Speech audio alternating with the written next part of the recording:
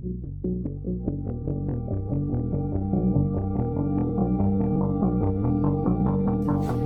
guys, welcome back to the channel. This is Stock Rock. Today I am talking about income statements for beginners. Break it down. Let's dive right in. What the income statement does for the business, it summarizes its profitability over a specified period by subtracting expenses from revenue to find net profit or loss. It follows a simple formula: revenue minus expenses equaling net income, which is the bottom line. Think of it as a staircase, starting with the total sales at the top and deducting costs step by step to see what remains at the bottom. So breaking it down by segment, we have revenue, which is the top line. So think of it as the top of the stairs, total money brought in from selling goods or services. We have the cost of goods sold, so direct costs to produce those goods. Then we have the gross profit, revenue minus the cost of goods sold. So we're kind of near the middle of the staircase. And then right below gross profit, we have the operating expenses. These are the costs to run the business. So we have rent, salaries, marketing, etc. So we're almost near the bottom of the staircase. Then we get to the bottom, we have net income, the bottom line. This is the final profit or loss after all expenses have been paid, including taxes and interests are both deducted. Now let's go over a real example for Chipotle.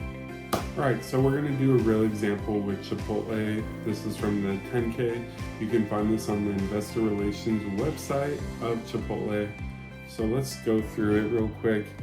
So as mentioned, we have the revenue, total revenue. So food and beverage revenue, 11.8 billion for the business. Delivery service revenue, we have $59 million, because this is in thousands. Total revenue came in at 11.9 billion. As you can see, for the year ended December 31st, 2025, 2024, and 2023. This is where we get to the operating costs, exclusive of depreciation and amortization, shown separately below. So each company reports their earnings a little bit differently. Companies in different sectors, like banking is financial sector is a little bit different. For a restaurant, it's fairly simple to read an income statement.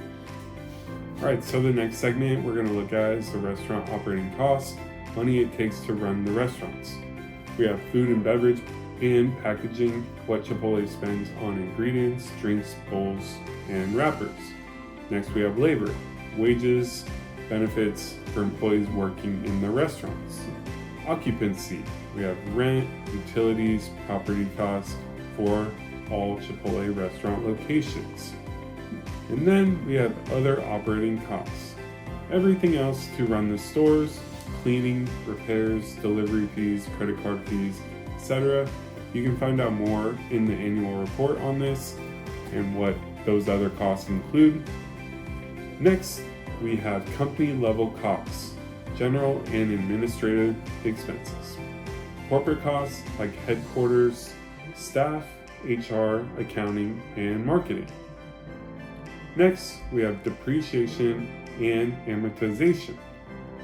Accounting way of spreading the cost of buildings and equipment over time as it gets older. Then we have our pre-opening costs, training and setup costs for a new restaurant before they open. You know, Chipotle had quite a few, 300 restaurants plus open just in 2025, and it seems to be growing. Next, we have impairment, closure costs, and asset disposals. Losses from closing or upgrading underperforming restaurants. And you can also find out more about this in the annual report and see the rate if they're closing a lot of stores or having a lot of issues with the business. This is where you really dive in and do your homework. Next, we're going to head, but before you move to the profit, that's the total operating expenses for the business. Right below here, We're kind of like in the middle of the staircase.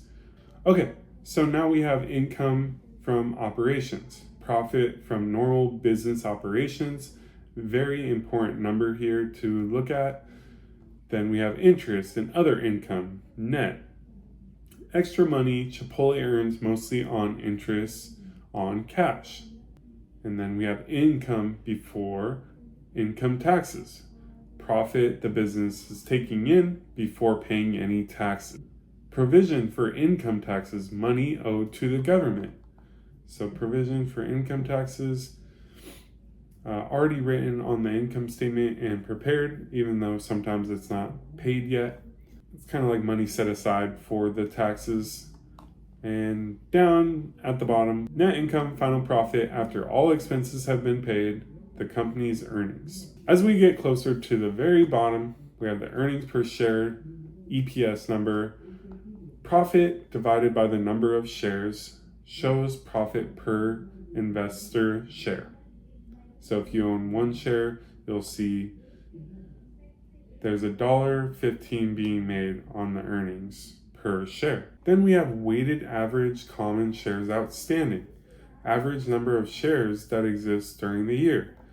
And you want this to generally go down rather than up, because if it's going up, it's being diluted. If you like this video, make sure you hit the like, comment, subscribe. Thanks for watching this Stock Rock. Peace.